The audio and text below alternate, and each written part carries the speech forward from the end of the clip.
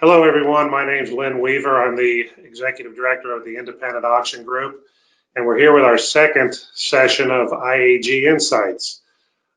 Today we have the leadership team of the National Auto Auction Association. Frank Hackett, CEO, Laura Taylor, who is the General Manager of Charleston Auto Auction and President of NAAA, and Julie Picard, who is the Vice President of Industry Relationships for Cox Automotive and the president-elect of NAAA. We're lucky to get all three of them together, and I know they're going to have some great information for us. But I'd like to start with Frank and go from there. Sure thing. Thanks for inviting us, Lynn. Really appreciate it. And good afternoon, everybody, especially all the independent auctions that are on today. The industry leaders met weekly for about 2 months. We invited Gene Marks, Glenn Mercer, NAAA lobbyist Santi Esposito, and Jonathan Banks with JD Power to share their current information and projections based on the pandemic. Each auction group shared information about their current status, such as remaining open, closed, furloughs, layoffs. The biggest concerns I think we all shared were that local government restrictions. And so having everybody on the call was helpful because we could talk about what was going on in different parts of the country that perhaps we weren't privileged to have that information as current as it was. Gene Marks, who's been a regular at our conferences, he touched on the PPP money and government programs, big help, information that was difficult to get, but really timely when Gene would jump in. He had the best information. Santi Esposito, who's our lobbyist, he shared news on federal legislation, what was going on in Washington, and was very timely. Glenn Mercer, who we all know, he touched on both the new and used car market. And Glenn always brings something new to the table, but was talking about the rental car industry, I think even before we knew that the rental car industry was in trouble. He touched on a number of other items, such as Uber and what was it going to be like for public transportation once the virus went away. And so we got a lot of really good insight from that. Jonathan Banks, he followed up with the flow of cars through the auctions using auction net data, so we knew what the sales looked like around the country.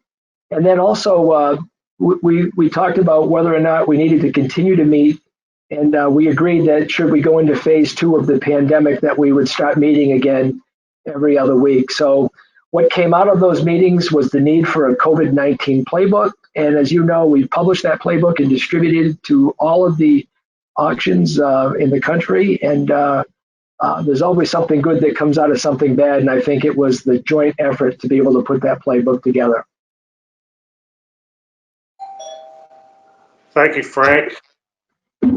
It's a lot of good information. I was on all those calls, and they were really fabulous, and the playbook has been extremely helpful. Laura, going on to you, what kind of feedback did you receive from the NAAA auction members during this pandemic? And I know you've been in touch with a lot of them. You haven't been able to travel like you'd like, but you've been in contact with them, and you had a couple teleconferences of your own. Can you tell us about those, particularly your PPP and the Small Business Association that you put together? Thanks, Lynn, and thanks everyone for being on the call today, so we can get information out there. Yes, it's been quite a trying time for everybody as a independent GM, knowing what information that we need to get out there, knowing what information we need. I've received a lot of phone calls. One in particular was for the webinar that we did with the district director for South Carolina. He was the of the U.S. Small Businesses. He did a great job giving information. A lot of people did not have anybody that, some of the smaller independent auctions that could help them find out about the PPP and the different loans that were going on. He's gave us information on banks that could be contacted when banks were closed, and sent everybody in the right direction that they needed to go. He also gave insight on companies that had over 500 employees, what their options were, and So he helped add to what Glenn Marks had told us on the calls that we went into, so it was very helpful.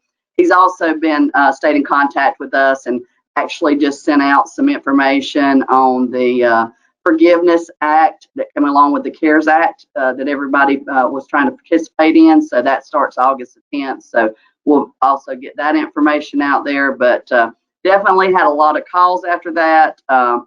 And we would direct them directly to Greg White, and he was, was so gracious to help everyone that we had. It also went a little further than that and actually helped our customers and vendors that were at auctions. So we were able to give them insight on where they needed to go and what they needed to do to stay in business. Because of course, without our customers, we don't have a business flow.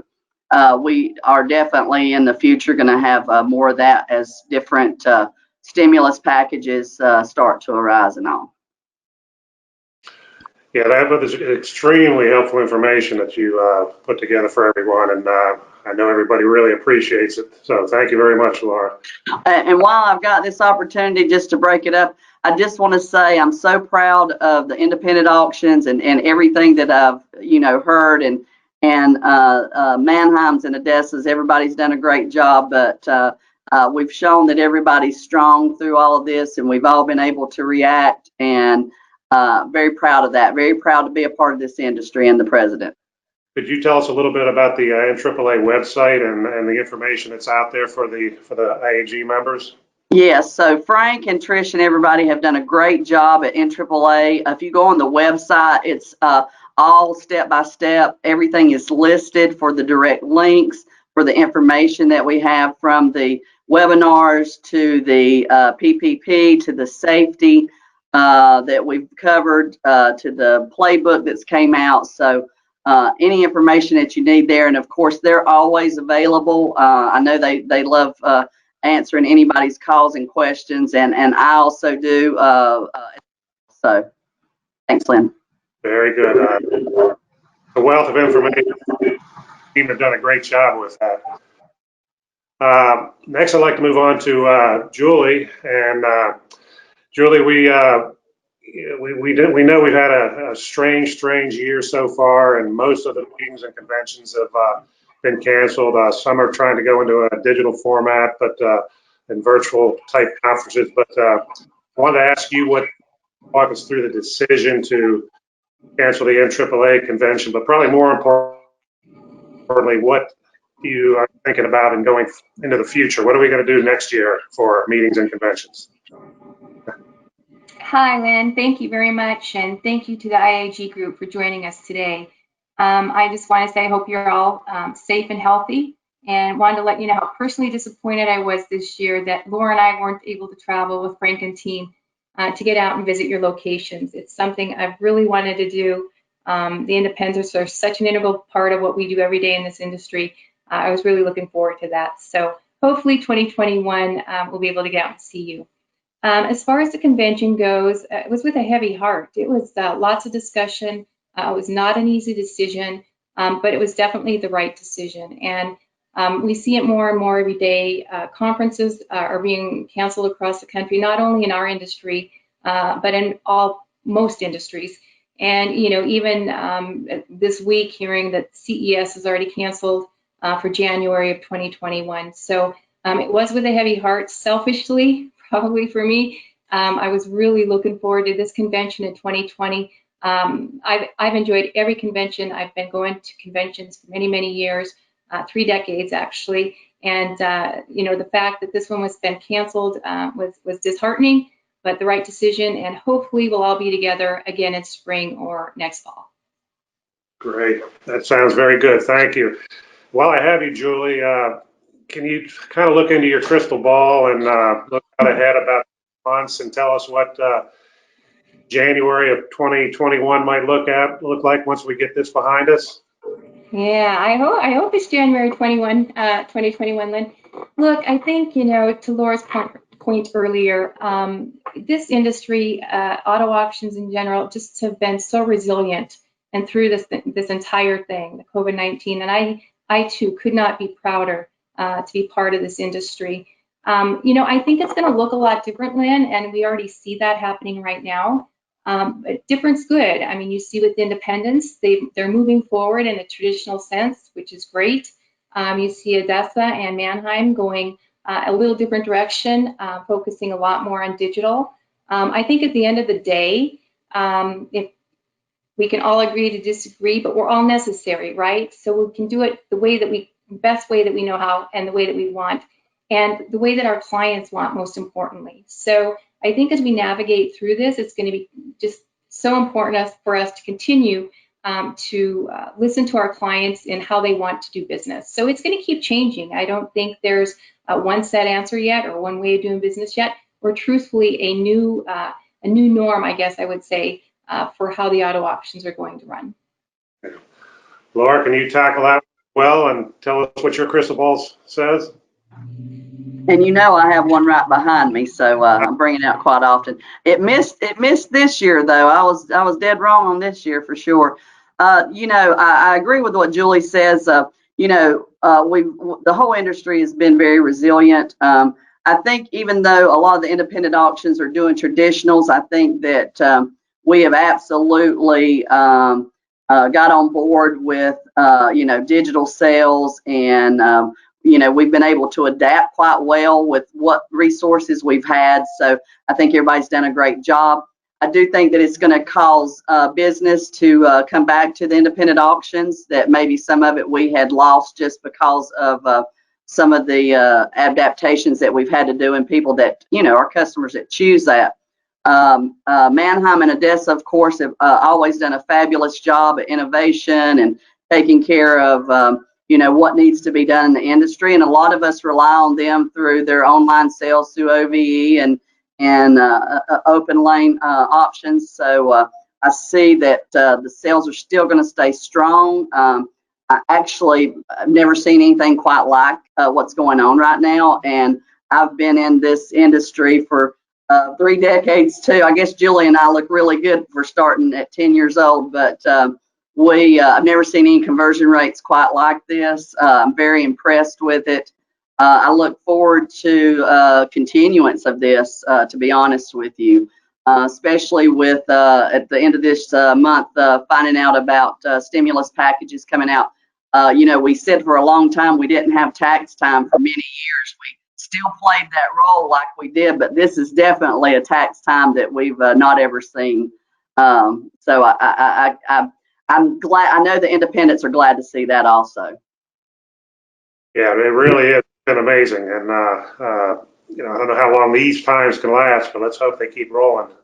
Absolutely. Frank, how about your crystal ball? How long have you been the CEO of the National Auto Auction Association? Going on 17 years, hard to believe. But with my crystal ball, I have to say that with this pandemic, it's really brought out the best in the independents. And I really mean that. The independents weren't thinking digital back, say, a year ago. Before, you really had to look at things, and I guess the best word is scamper. And a lot of the independents were scampering around, but it's really, in my opinion, strengthened their business model. And I really can see it from where I sit, and hearing what the independents have done. I think all of you independents should be proud of what you've accomplished during this pandemic. Exactly. Wind up here a little bit, Frank, while you're on. Do you have any information for the IAG members or resources that they could tap into? I know we mentioned the website a minute ago, but is there anything else that the IAG owners and general managers can look at to get information and stay on top of the game? Well, one of the things, we just got off a call before we got on this one. We were talking about the active threat preparedness plan, which was something that Laura's been working on most of the year, and I know Julie's been chairing the safety committee.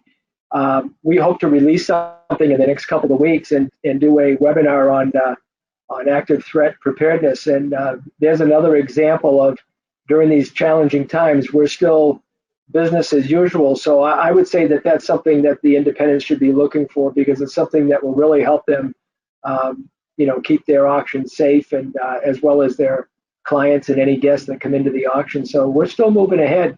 And again, the website's really a resource, and if not, you can't find it there, we'll find it for you here at the office. You can always call. Very good. Thank you, Frank. And Laura, any advice you can give to the independent owners? Well, I know it's been tough, and a lot of the reasons we've not wanted to overwhelm you with information, because I know everybody's got a webinar out there, they've got information for you, but hang in there, guys. I know it's tough. You're not on your own out there. We do see the corner turning, just like I said, with the conversion rates. Now is a time to find, personnel that's outstanding, that, have been furloughed. So, definitely need to look towards that to make sure when the market does change for inventory purposes that you're ready to go. I'm very disappointed about the convention. One of my favorite things in this industry is seeing everyone and the camaraderie that we have with each other. It's a time for us to relax and have a good time and learn what's going on in the industry. So I'm really disappointed in that, but I promise you in 2021, Julie and Frank and Trish and everyone's going to make sure that once this is over with, and it will be over with as far as COVID goes, it'll be a thing of the past next year. We'll all get together and share a lot of good stories. So, and if anybody needs any of us, you have my number and you have my email. Please reach out. We're here. Thanks, Laura. Julie, we'll wrap up with you.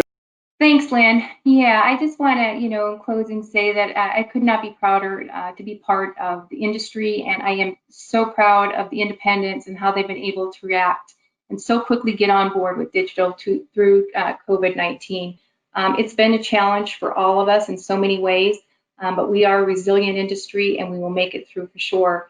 We talked earlier about differences in how we're moving forward and how we might look in 2021 and beyond.